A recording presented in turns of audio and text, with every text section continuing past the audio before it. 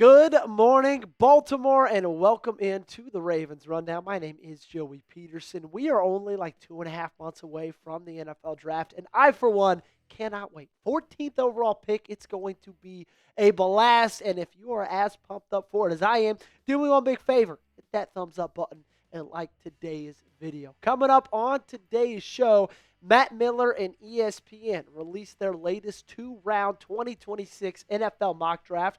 So I am going to react to who they have the Ravens picking at 14 and then who they have the Ravens picking at 45.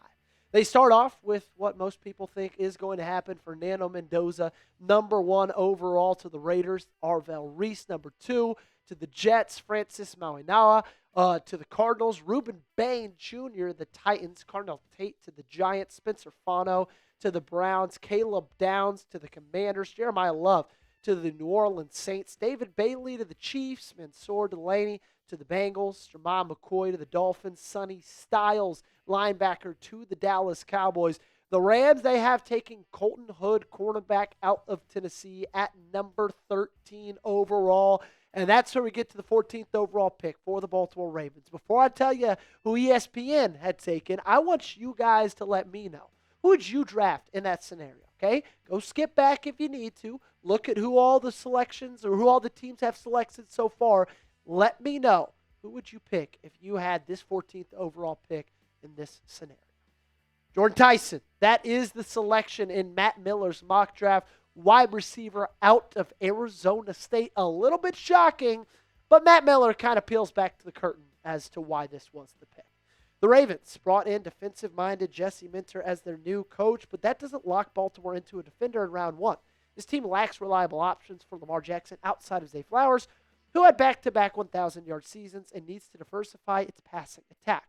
At 6'3", Tyson would give Jackson the bigger-bodied target he needs. I've long been an advocate of expanding Jackson's strike zone with bigger receivers as opposed to smaller, speedier targets. Tyson overcame drop issues in 2024 to put together a cleaner, more complete resume last season.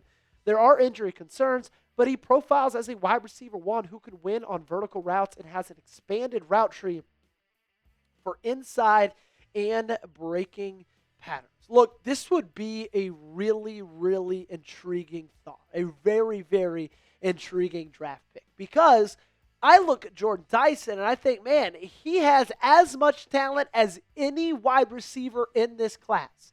And if you pair him up with Declan Doyle, Lamar Jackson, Derrick Henry, this new look Ravens offense in 2026, it could be scary, man. But I've also got some other opinions, right? Like, number 1, look, we need more help in the trenches. I know that. You know that. Lamar Jackson, Jesse Minter, they know that as well. Offensive side of the football and defensive side of the football. You desperately need guard play. You desperately need interior defensive linemen. You desperately need edge rushers. You have a lot of needs in the middle of this team. Both the big boys up front need additions. So it would be hard to spend your 14th overall pick on a skill position player. With that being said, like, my second opinion is this might be one of those CeeDee Lamb situations. I'm going to throw it back to the 2020 NFL draft for you, right? Dallas Cowboys on the clock at pick number 17. They thought that in no world CeeDee Lamb was going to make it all the way down. They didn't need him, right? They had Amari Cooper. They had talented wide receivers. They had Ezekiel Elliott, young Dak Prescott. They didn't think CeeDee was going to be there. They could not pass him up. So I could see that being something that happens. Of Eric DeCosta not expecting Jordyn Tyson to get there, and then he is, and it's just one of those players you might not be able to pass. And then, like, I had my third thought of, well, it kind of makes sense because Baltimore's wide receiver room right now as it sits isn't exactly, like, stellar. I would argue it's not even really a top 15, 16 wide receiver room in the National Football League. Like, of the 2025 Ravens wide receiver room with Zay Flowers, back-to-back 1,000-yard seasons, that's great, but you still kind of are asking that question, is he a wide receiver 1? Because in the biggest moments, you see Zay Flowers turn the ball over a decent bit. DeAndre Hopkins, unfortunately, he's going to be a free agent. I'd love him back, but there's no guarantees there. Rashad Bateman got extended, and he sucked. Now, it may not have been utilized to the best of his skill set. We're really going to see the future of Rashad Bateman this year, but last year was not good. Devontae Walker, for some reason, does not play or did not play. I think we all believe he's talented. And then Wallace and Wester, both those guys, non-factors. So you could see how, you're looking towards the future. You're going to have to decide whether you pay Zay Flowers the big bucks or not. And if you don't, who do you go to next? You might want to draft that guy early in 2026. Grade the pick for me. A, B, C, D, or F down below in the comment section. Let me know your answer. We got more to talk about on Jordyn Tyson, but real quickly, give me your grade down below. Let's talk about the player. 61 catches on 97 targets, 711 yards, 11.7 yards a catch, 8 touchdowns, only 1 drop in 2025, which is a massive, massive improvement. Now, the reason he is not even at 1,000 yards, he got his season cut short by 3 games. I'm not saying he would have 100% gotten there, but still, dealing with injuries this season, which, yeah, that's a part of it, something to be a little bit scared of. But, you look back at 2024, 12 games played for Arizona State, 75 catches, 1,100 yards, 10 touchdowns. And the biggest thing is he went from 7 drops in 2024, of course, to only 1 drop in 2025, which is where people were wanting to see the biggest improvement, and he gave them that. He's 6'3", and that is one of my favorite things about him. I would love giving Lamar Jackson a big frame wide receiver. That's what I harped on for the entirety of the offseason after you drafted a guy like DeAndre Hopkins. I said, look, this is something that Lamar Jackson has never had before. And I look at Jordyn Tyson, and I'm of the firm belief that it's either him or Mekhi Lemon as the 2 best wide receivers in this class. I get why people are excited about Carnell Tate. I'm not one of those people. I think Carnell Tate's going to be a good wide receiver in the NFL. I don't think Carnell Tate's going to come out and be a bust. But I also don't think Carnell Tate's going to come out here and be a wide receiver 1 in year 1. Where he's been mocked, where he was mocked today was, where was that, Gage? Carnell Tate went 5th overall the Giants. If you're drafting a guy 5th overall, you expect him to come in there and be wide receiver 1, no questions asked. I'm not feeling that way about Carnell Tate. And my question now arises from this mock draft of do these NFL draft analysts for ESPN know something that we don't know? Because they're tuned in behind the scenes, right? They have conversations with owners, they have conversations with GMs, they have connections. And this is the 2nd straight ESPN mock draft that the Baltimore Ravens have taken a wide receiver with the 14th overall pick. Mel Kiper had him taking Mekhi Lemon. Matt Miller, obviously, today had him taking Jordyn Tyson. So I'm not saying it means a ton, but I am saying I'm a little bit interested by that. Which round do you think the Ravens should draft a wide receiver in?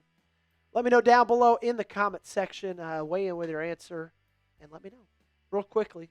We got the 2nd round to get to, but got to tell you about our awesome friends over at Prize Picks. And the big game is almost here. There's no better way to cash in during America's biggest sporting event than Prize Picks, where it always feels good to be right. And since the big game is right around the corner, that also means it's your last chance to get into the football action before next season. So close the season out right with Prize Picks by getting $50 instantly in lineups when you play your first $5. This week's Prize Picks has a special max discount for the big game.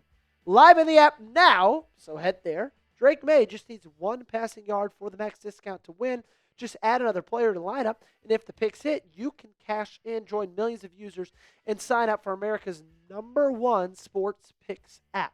Of course, I added Drake May to my lineup, took the more on that half a pass yard. Would be crazy if I didn't, or you'd be crazy if you didn't.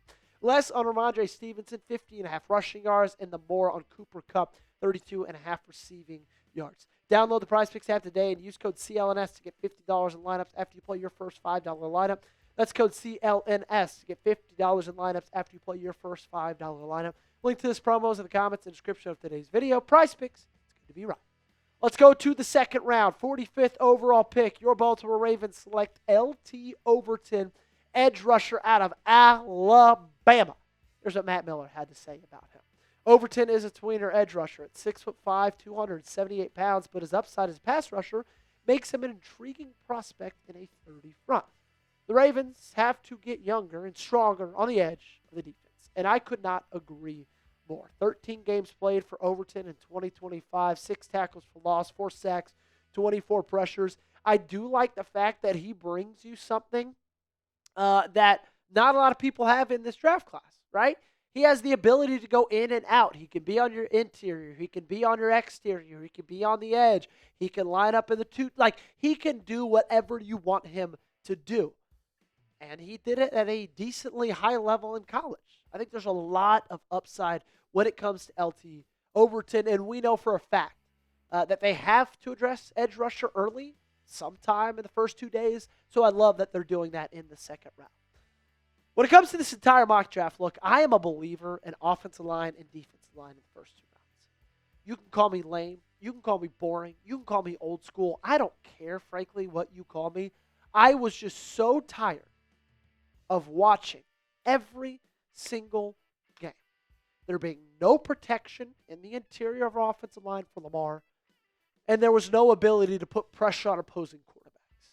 I just had to watch 17 games of that straight in 2025. One of the worst offensive lines in the NFL, one of the worst defensive lines in the NFL. I don't want to have to go through that again in 2026. So yeah, it might be boring. It's not sexy. But I think that's going to be the best thing for this team, is if you invest in the trenches in the first 2 rounds, offensive line, defensive line. Now, I am here to tell you on February 4th, 2026, that if it is Jordyn Tyson, man, it's going to be hard not to be excited. But I don't know if that's the pick that I would make. That's going to do it for today's show. Socials, make sure to follow me, subscribe, make sure you do it. And we'll see you later today. We'll be live 5 p.m. Eastern Time, 4 p.m. Central.